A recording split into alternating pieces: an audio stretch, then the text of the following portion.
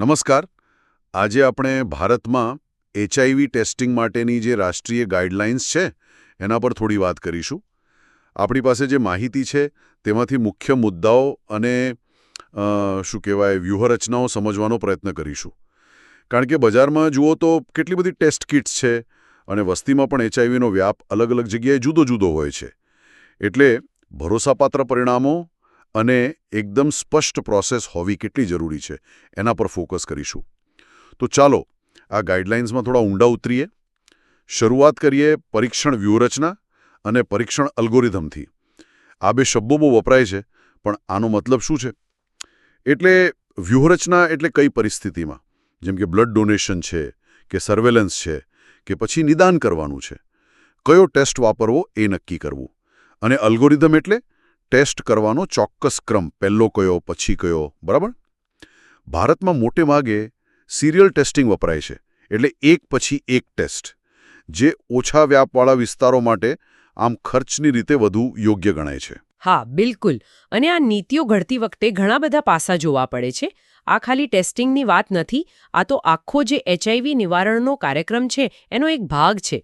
Test technically સચોટ હોવા જોઈએ, ફિલ્ડમાં વાપરી શકાય એવા હોવા જોઈએ અને હા, ખર્ચ પણ પોસાય એવો હોવો જોઈએ. અને સૌથી અગત્યનું, ક્વોલિટી માટે લેબની જે પ્રોસેસ છે તેના પર સતત નજર રાખવી પડે. ગુણવત્તા નિયંત્રણ જેને કહેવાય.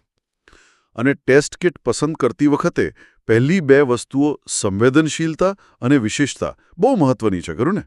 સંવેદનશીલતા એટલે ટેસ્ટ સાચા પોઝિટિવ કેસને કેટલી સારી રીતે પકડી શકે છે, અને વિશિષ્ટતા એટલે સાચા નેગેટિવને ઓળખવાની ક્ષમતા. NACO એટલે કે નેશનલ એઇડ્સ કંટ્રોલ ઓર્ગેનાઇઝેશન એવું કહે છે કે એલાઇઝા કે રેપિડ કિટ્સ માટે સંવેદનશીલતા ઓછામાં ઓછી 99.5% અને વિશિષ્ટતા 98% તો હોવી જ જોઈએ. આટલા ઊંચા સ્ટેન્ડર્ડ્સ એટલે રાખ્યા છે કે કોઈ પોઝિટિવ કેસ ભૂલથી પણ છૂટી ન જાય અને ખોટા પોઝિટિવ પણ ઓછા આવે, જેથી બિનજરૂરી ચિંતા ન થાય. સાચી વાત છે. અને આ જ સંવેદનશીલતા અને વિશિષ્ટતાના આધારે અલગ અલગ પરિસ્થિતિઓ માટે જુદી જુદી વ્યૂહરચનાઓ નક્કી કરાય છે. જેમ કે સ્ટ્રેટેજી 1 આ છે રક્તદાન કે અંગદાનની સુરક્ષા માટે. અહીં મુખ્ય ધ્યેય શું? તો કે સપ્લાય એકદમ સલામત હોવો જોઈએ. એટલે ફક્ત એક જ ટેસ્ટ વપરાય જે અત્યંત સંવેદનશીલ હોય, A1. જો એનું પરિણામ રિએક્ટિવ આવે, મતલબ કે પોઝિટિવ જેવું લાગે, તો એ યુનિટનો તરત નિકાલ કરી દેવાય. પછી ભલે આગળ જતા કદાચ નેગેટિવ સાબિત થાય. હા, પણ જો દાતાને જાણ કરવી હોય તો પછી સ્ટ્રેટેજી 2 કે 3 પ્રમાણે પુષ્ટિ કરવી જરૂરી બને છે. અચ્છા. પછી છે સ્ટ્રેટેજી 2A. આ સેન્ટિનલ સર્વેલન્સ માટે છે, એટલે વસ્તીમાં એચઆઈવીના ટ્રેન્ડ પર નજર રાખવા માટે. અને આ અનામી રીતે થાય છે. આમાં બે અલગ ટેસ્ટ A1, A2 વપરાય છે. બંને રિએક્ટિવ હોય તો જ પોઝિટિવ ગણાય. ઓકે. પછી સ્ટ્રેટેજી 2B આ લક્ષણો ધરાવતા દર્દીઓના નિદાન માટે છે. અહીં જો પહેલો ટેસ્ટ A1 રિએક્ટિવ આવે તો બીજો A2 કરાય. જો બંને પોઝિટિવ તો નિદાન પાકું. પણ જો A1 પોઝિટિવ અને A2 નેગેટિવ હોય તો પછી ત્રીજો ટાઈબ્રેકર ટેસ્ટ A3 કરવામાં આવે છે. હવે જો A3 પોઝિટિવ આવે તો પરિણામ અનિર્ધારિત ગણાય, મતલબ કે કંઈક સ્પષ્ટ નથી, અને પછી 2-4 અઠવાડિયા પછી ફરી ટેસ્ટ કરવાનું કહેવાય. અનિર્ધારિત એટલે કે કન્ફ્યુઝિંગ સ્ટેટસ. બરાબર. અને છેલ્લે સ્ટ્રેટેજી 3 આ એવા લોકો માટે છે જેમને લક્ષણો નથી, પણ તેઓ આઈસીટીસી કે પીપીટીસી કેન્દ્રો પર ટેસ્ટ કરાવવા આવે છે. અહીં સૌથી વધુ કાળજી રાખવી પડે. 3 અલગ ટેસ્ટ A1, A2, A3 જરૂરી છે. ત્રણેય પોઝિટિવ હોય તો જ નિદાન પાકું ગણાય. પણ જો 2 રિએક્ટિવ અને 1 નોન રિએક્ટિવ હોય તો ફરીથી અનિર્ધારિત પરિણામ, અને પછી લાંબો ફોલોઅપ જોઈએ.